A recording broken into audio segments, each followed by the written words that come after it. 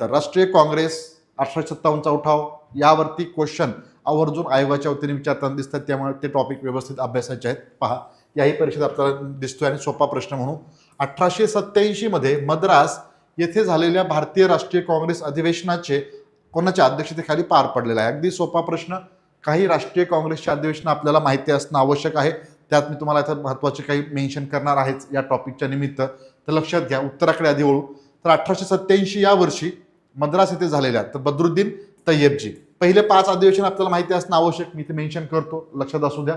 तर बद्रुद्दीन तय्यबजी हे correct answer असणार आहे. तर राष्ट्रीय काँग्रेसची स्थापना मित्रांनो ॲलन ह्यूम यांच्या पुढाकारानं 1885 मध्ये झाली होती आणि पहिलं अधिवेशन जे आहे तर ते योमेशचंद्र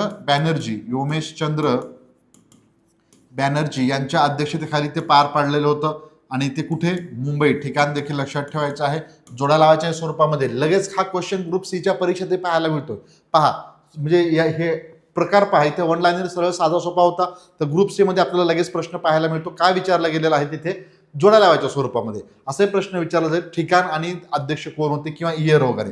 पहिले 5 अधिवेशन तर माहिती असणं आवश्यक असतं. पुन्हा एकदा आपण या प्रश्नाच्या रूपानं रिव्हिजन करू. 1886 या ठिकाणी दादाभाई नौरोजी हे आपल्याला दादाभाई नौरोजी या अधिवेशनाचं अध्यक्षपद भूषवताना दिसत आहेत आणि हे अधिवेशन 1886चं आहे. 86चं आणि ठिकाण कुठे?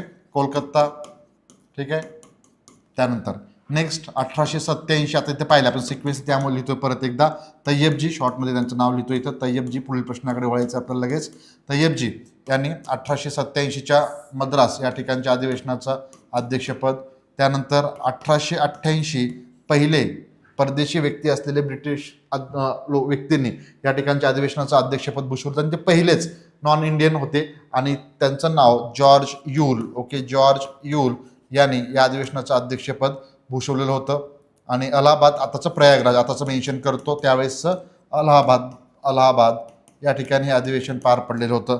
त्यानंतर जे सर विल्यम वेडनबर्न आहेत. ओके, त्यानंतर यांचं इथे लगेच मेन्शन करू आपण. 1889 या वर्षीच्या अधिवेशनाचं त्यांनी अध्यक्षपद भूषवलेलं होतं.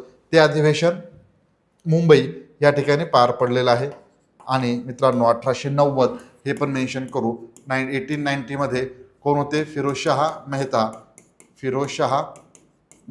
आणि हे फिरोजशाह मेहता कोणत्या अधिवेशनाचं अध्यक्षपद भूषवलं होतं? ठिकाण कलकत्ता.